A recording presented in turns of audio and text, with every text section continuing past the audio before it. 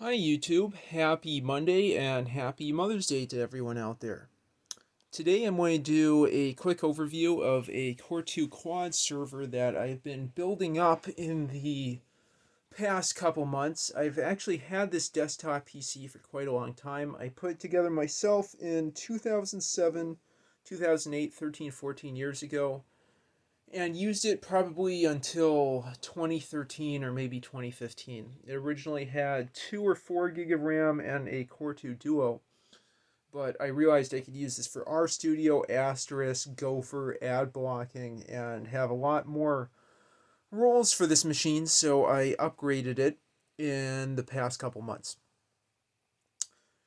It is now souped up with a vastly improved power supply, more RAM, better CPU, more graphics cards, and a ton of hard drives, as you can already see on the bottom. Before I get to that, though, I'll show you what's on the front panel. Oops. Okay. Let's get this turned around.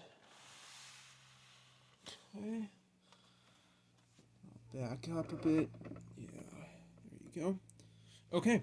So on the front, from top to bottom, are a DVD-ROM drive, DVD-RW drive, 3.5-inch floppy, multi-card reader, which I recently added. The DVD-ROM, DVD-RW, and floppy are original. And then on the side, hopefully we can see it, are a couple USB ports that I don't use so much since it's a good way to blow USB cables off and damage the connectors. There's also microphone and headphone jacks there. But again, not ideal placement, especially if you have stuff next to it. I know you can be careful, but it's an easy way to lose peripherals and damage the ports. Anyway, so let's go back and look at the inside of this beauty. Okay. Let's start from top to bottom.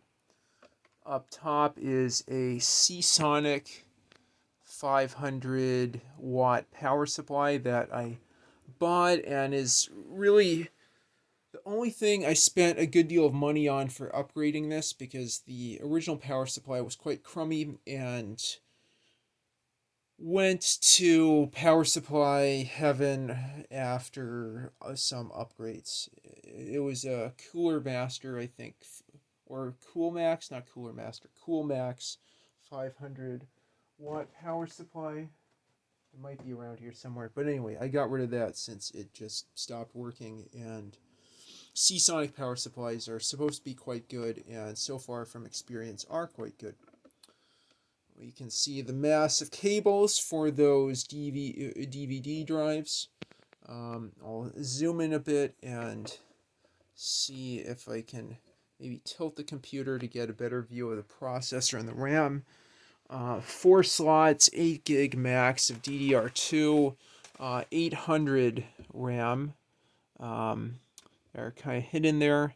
So I think it was 4 gigs original, and then I add 4 more gigs from a box of computer stuff that I spent $20 on.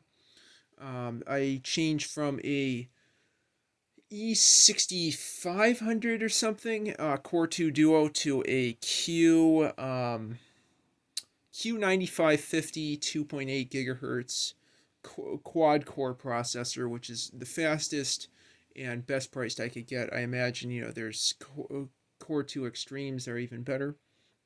But anyway, that's working quite nicely. More cables on the right, and I guess the main things just to hit are the graphics cards, modem, and the massive power supplies. The massive hard drives I've installed in here.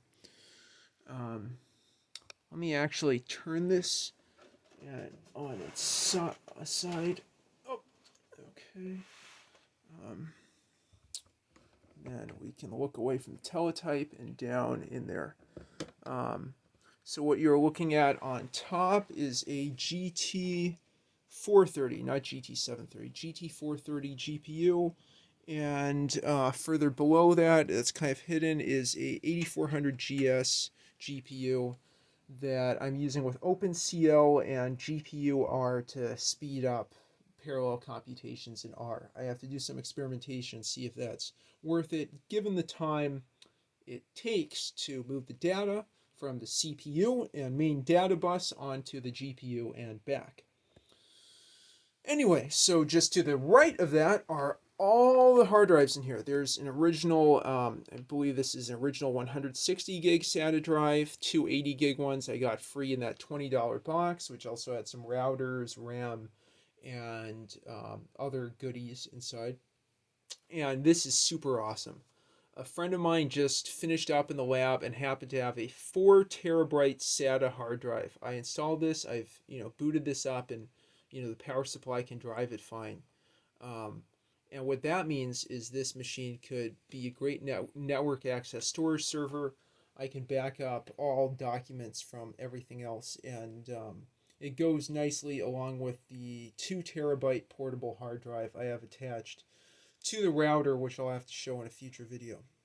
Anyway, this is really nice. In a future video, I'm going to show Ubuntu I have running on this and show you its performance, screen fetch, and so on, and the uses for this server. Really, I think it's going to be RStudio for making figures for work, Asterisk to bridge Google Voice to a home SIP server, ad blocking. I have a Gopher server that runs on this, so lots of different applications. But for now, I'm going to take care of a few screws inside, put this back together, and get it started up again. Thank you all for watching. Please like, subscribe, and comment down below, and tell me any great stories you have about your home servers and what they do. Anyway, take care, everybody, and have a great rest of your week.